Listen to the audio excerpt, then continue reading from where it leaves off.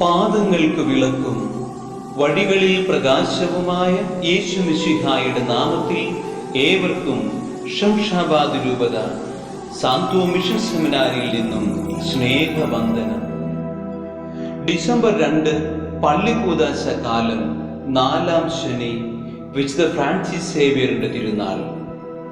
ഇന്നത്തെ വായനകൾ വിശുദ്ധ മാർക്കോസിന്റെ സുവിശേഷം 6-ാം അധ്യായം 7 മുതൽ 13 വരെയും, കോരിന്തോസിലെ സഭയ്ക്ക് എഴുതിയ 2-ാം ലേഖനം 6-ാം അധ്യായം 3 മുതൽ 10 വരെയും.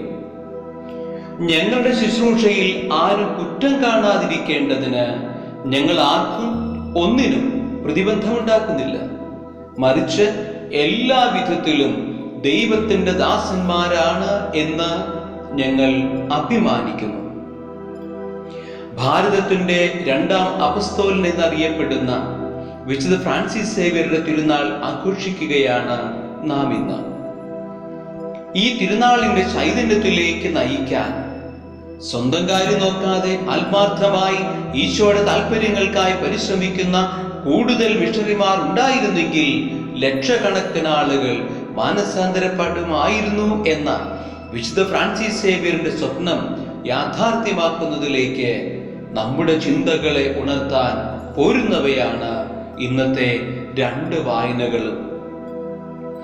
സുവിശേഷ ഭാഗത്ത് യേശു തന്റെ 12 അപ്പസ്തോലന്മാരെ അടുത്തേക്ക് വിളിച്ച് സുവിശേഷ വേലയ്ക്ക് അയക്കുന്നതിനെ കുറിച്ചാണ് പറയുക.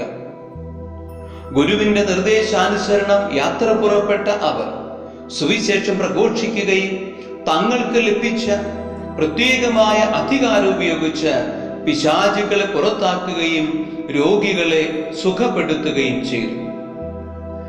ഗുരുവിന്റെ നിർദ്ദേശാനുസരണം സുവിശേഷ വേല ചെയ്തപ്പോൾ ശിഷ്യരുടെ പ്രവർത്തനങ്ങൾ ഫലമണിഞ്ഞുവെന്ന് എളുപ്പത്തിൽ പറയാം. എങ്കിലും ആ അനുസരണയുടെയും വിധേയത്വത്തിന്റെയും ജീവിത ശൈലിയുടെ ആഴത്തെ വെളിപ്പെടുത്തുന്നതാണ് ലേഖനഭാഗം.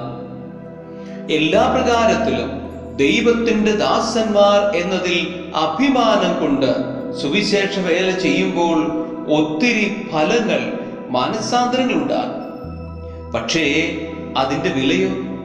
വിശുദ്ധ പൗലോസ് ഇന്നത്തെ ലേഖനത്തിൽ പറയുന്നത് പോലെ സഹനങ്ങളും പീഡകളും, ഞെരുക്കങ്ങളും മർദ്ദനങ്ങളും, കാരാഗ്രഹങ്ങളും അധ്വാനവും വിശപ്പും ഒക്കെയാണ്. വിശുദ്ധ ഫ്രാൻസിസ് സേവ്യർ അപ്രകാരം ഒരു ജീവിത ശൈലിയിലൂടെ 10 വർഷത്തോളം ഇന്ത്യ, മലാക്ക, ജപ്പാൻ എന്നിവിടങ്ങളിൽ സുവിശേഷ വേല ചെയ്ത് ആയിരക്കണക്കിന് പേരെ ക്രിസ്തുവിന് വേണ്ടി നേടിയെടുത്തതിന് ചരിത്രം തന്നെയാ സാക്ഷി.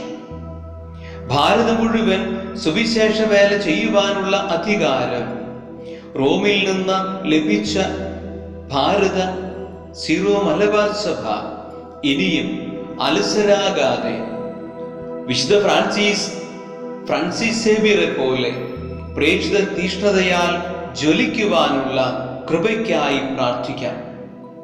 മറ്റ് ഭൗതിക നേട്ടങ്ങളെക്കാൾ എനിക്ക് ആത്മാക്കളെ തരിക, ശേഷമെല്ലാം അങ്ങ് എടുത്തുകൊള്ളുക എന്ന മിഷണറി സൂക്തം സ്വന്തമാക്കാൻ, സുവിശേഷ വേലയ്ക്കായി ഇറങ്ങി പുറപ്പെടാൻ കർത്താവിന്റെ കൃപ നമുക്ക് ഈ വിശുദ്ധ ബലിയിൽ യാചിക്കാം.